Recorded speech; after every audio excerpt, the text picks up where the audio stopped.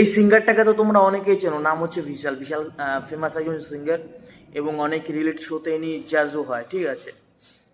তো ইনি রিসেন্টলি একটা ভিডিও পোস্ট করেছিল এই 2-4 দিন আগে, যেই মানে পার্লামেন্টে যে একটা ডিবেট বসেছিল না, ঠিক আছে, যেইখানে 11 ঘন্টা ধরে শুধুমাত্র বন্দে মাতরম নিয়ে আলোচনা হয়েছিল।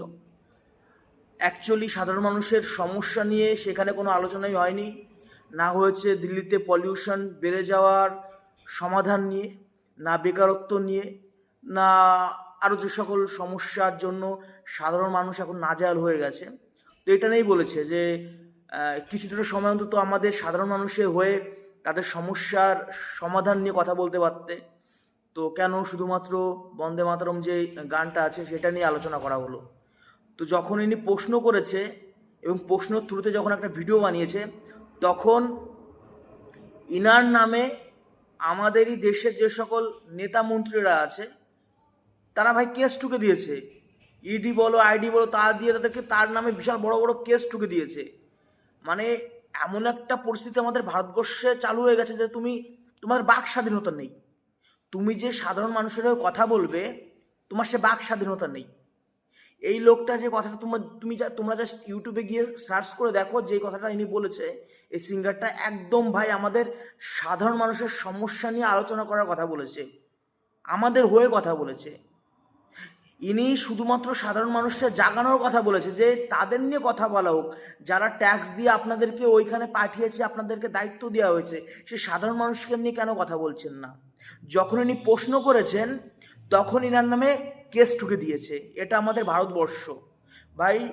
সময় এসছে, আমি যেটা মনে করি, এই মন্দির মসজিদ আমাদের একটা ইমোশনের জায়গা, আমাদের দেশে অনেক হয়েছে, আরও হোক আমি চাই। কিন্তু দিন শেষে আমরা যারা সাধারণ মানুষ আছি, আমরা যারা বিভিন্ন রকম বিপদের সম্মুখীন হচ্ছি, ঠিক আছে, এইগুলো নিয়ে প্রশ্ন করা। হ্যাঁ ভাই, ধর্ম নির্বিশেষ, মুসলিম বলো, হিন্দু বলো, খ্রিস্টান, জৈন, প্রত্যেককে ভাই প্রশ্ন করতে হবে। মানে বিশ্বাস করো, এখন না আমার রীতিমতন আমি যখন দেখছি বিষয়গুলো, আমার নেক্সট জেনারেশনকে নিয়ে ভয় হচ্ছে যে আমরা তো কোনো মতে এই যে উতরে গেলাম, কিন্তু নেক্সট যে জেনারেশনগুলো আসবে, এরাও তো সে মন্দির মসজিদ করে মাথা ফাটাফাটি করে নিজেদেরকে ডেভেলপ করার যে একটা রীতি, যে রীতিটা মেনে অন্য সব দেশ বেধারাকভাবে এগিয়ে যাচ্ছে। আজকে চীন প্রচুর এগিয়ে গেছে, মানে প্রত্যেকটা ভালো ভালো মানে কান্ট্রি তারা এগিয়ে যাচ্ছে, কারণ তাদের সাধারণ মানুষের প্রশ্ন করার ক্ষমতা আছে। তারা প্রশ্ন করছে সরকারের কাছে যে এটা কেন হচ্ছে, এটা আমাদের জন্য, এটা আমাদের জন্য করা হোক। কিন্তু আমাদের ভারত এমন একটা জায়গায় পৌঁছে গেছে, এখানে কোশ্চেন পর্যন্ত তুমি করতে পারছো না, সেটা রাজ্য সরকার হোক বা কেন্দ্র সরকার। তো আমার মনে হয় ভাই, এখন এই আধ্যাত্মিক জগৎ থেকে বেরিয়ে এসে প্র্যাকটিক্যাল জগতে আমাদের ঢোকা উচিত। না হলে ভাই বিশ্বাস করো, আমাদের নেক্সট জেনারেশনটা একদম পুরো ধ্বংস হয়ে যাবে। নিজের দেশের স্বার্থে, নিজের স্বার্থে ভাই প্রশ্ন করা শুরু করো।